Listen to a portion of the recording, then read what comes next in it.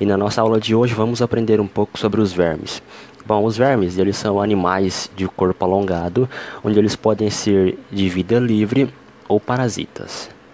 Bom, falando em parasitismo, o que seria isso?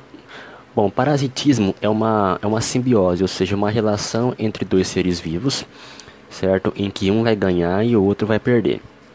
Além disso, os vermes também eles podem ser considerados como endoparasitos, ou seja, eles vivem dentro do hospedeiro. Nós temos dois grandes grupos de vermes, né, que são os platelmintos e os nematelmintos. Os platelmintos, então, nós temos algumas doenças que são causadas por esses grupos de vermes. Nós temos a teníase e a cisticercose. Nós vamos ver que elas são bem similares, só que o que vai diferenciar vai ser a diferença do hospedeiro intermediário. Vamos falar um pouco aqui dos agentes, né, que vão causar a teníase e a cisticercose. Nós temos então o agente etiológico, ou seja, o agente causador, aquele que vai causar a doença, né, a verminose aí. Então nós temos duas espécies, né, de vermes. Nós temos a Taenia solium e a Taenia saginata. Aqui na imagem nós temos então a Taenia solium, né, e aqui a Taenia saginata. Bom, quais são os hospedeiros da Taenia solium? Bom, nós temos então dois hospedeiros. Nós temos o definitivo e o intermediário. O intermediário aqui, no caso da Taenia solium, será o porco, né? E o definitivo vai ser o ser humano, ou seja, o ciclo de vida do verme vai começar no porco e depois ela vai terminar no ser humano, certo? Isso na Taenia solium. Na Taenia saginata, então, o hospedeiro intermediário vai ser o boi e o hospedeiro definitivo vai ser o humano, né? Ou seja, então aqui no caso da Taenia saginata, o seu ciclo de vida vai se iniciar no boi e vai terminar no ser humano. Bom, vamos falar um pouco das formas de contaminação da teníase, né? Ou seja, bom, o que vai acontecer aqui, ó? Primeiramente, o homem, né, ele vai ingerir a carne contaminada, né? No caso aqui do porco, né? Então ela vai ingerir a carne contaminada, né, com o cisticerco, né, que é um ovo, né, do verme que vai ficar na pele do porco. E na hora que o homem ingerir a carne mal cozida do porco, ele vai então ingerir esses ovos, certo? Esses ovos então eles vão se dirigir para o intestino do ser humano e ele vai crescer, né? O verme vai crescer infinitamente, né? Onde ele vai criar segmentos. E cada segmento do verme é chamado de proglótides. E cada proglótide ela tem a capacidade de formar vários ovos. E na hora que o ser humano acabar defecando, né, por algum motivo, seja ele lá falta de saneamento básico, ele vai defecar a céu aberto e ele vai liberar, né, junto com as suas fezes, né, os ovos de cisticerco. Bom, o porco, a gente sabe que ele ingere todo tipo de alimento, até excremento. E se por algum motivo ele acabar ingerindo esse excremento, ou seja, ingerir esses ovos, o que vai acontecer? Esses ovos eles vão para dentro do intestino do porco, né, onde eles vão se desenvolver, e esses cisticercos eles gostam muito de células musculares e esses ovos eles vão se alojar no músculo do porco, certo? Então é por esse motivo que lá no começo do ciclo eu falei que na hora que o homem comer a carne mal cozida do porco, né, ou seja, contendo o cisticerco, ele vai ingerir esse cisticerco e vai desenvolver então essa verminose, fechando então o ciclo, certo? Como eu falei para vocês, tanto a teníase quanto a cisticercose, elas são doenças similares. O que ia diferenciar era com relação aos hospedeiros. Então aqui no caso da cisticercose, o homem que vai executar o papel do porco, ou seja, o homem ele vai ingerir os ovos de cisticercos. certo? Onde essa doença ela é muito grave e em casos mais sérios da cisticercose, essas larvas elas podem também afetar o cérebro do ser humano. Bom, agora vamos falar de um outro tipo de verminose que é a esquistossomose, ou também conhecida como barriga d'água. O agente etiológico, ou também chamado de agente causador da doença, é um verme da espécie Schistossoma mansoni, né? Onde ele tem dois estágios de desenvolvimento, o larval, né, e o adulto. A larva, então, ela vai ser chamada de cercária, né? E na fase adulta nós vamos ter então um dimorfismo sexual, né? Ou seja, vamos ter um macho e a fêmea onde eles são completamente diferentes. Vamos falar um pouco da contaminação então da esquistossomose. Bom, o que vai acontecer? Como eu falei, né, o Schistossoma mansoni, que é o causador, né, o agente que vai causar a barriga d'água, né, primeiramente ele tem o estágio larval. Essa larva, que é a cercária, ela fica em lagoas, né, contaminadas, certo? Geralmente é onde tem despejo de resíduos sólidos dentro do rio, certo? Ou até mesmo quem está infectado com a doença e acaba defecando no local lá, acaba contaminando então esse ambiente aquático. Na hora que uma pessoa, por algum motivo, tomar banho nessa lagoa contaminada, ou sei lá, colocar o pé dentro da água só para poder molhar o pé, a larva cercária, ela vai penetrar então na pele da pessoa e vai cair então na corrente sanguínea da pessoa, onde ela vai migrar até chegar no fígado da pessoa. Chegando no fígado, ela vai partir então para os vasos, né, do intestino.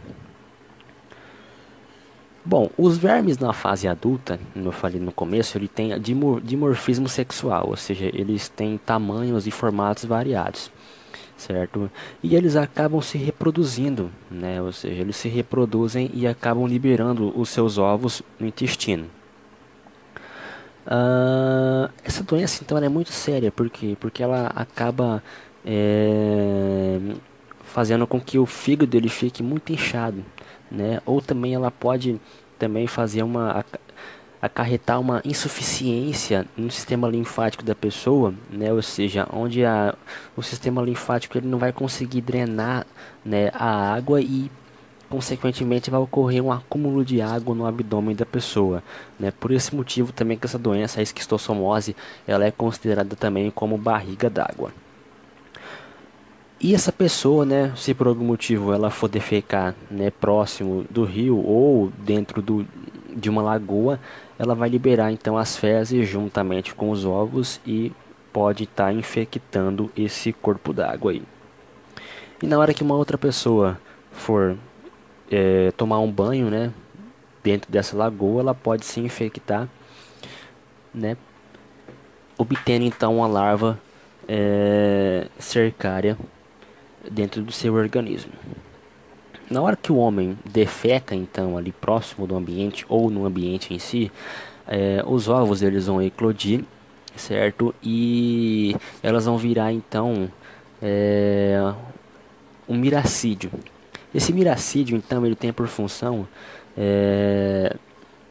a encontrar um caramujo, certo? O planorbídeo, né, que no caso vai ser o hospedeiro intermediário aqui do ciclo. Na hora que o miracídio encontra o caramujo, ele vai penetrar dentro do caramujo e vai produzir inúmeros cercários, certo?